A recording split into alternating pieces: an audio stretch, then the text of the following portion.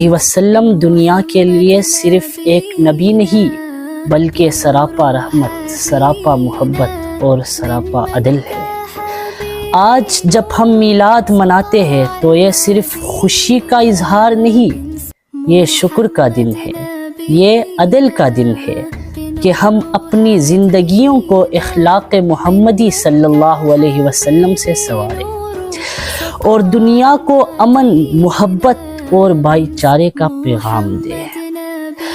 आइए इस 1500 साला ईद मिलादुन नबी पर मिलकर अहद करें कि हम कुरान और सुन्नत को अपनी ज़िंदगी का रास्ता बनाएंगे। बेशक ईद मिलादुन नबी वो दिन है जिस दिन कायनात को सबसे बड़ी नेमत मिली।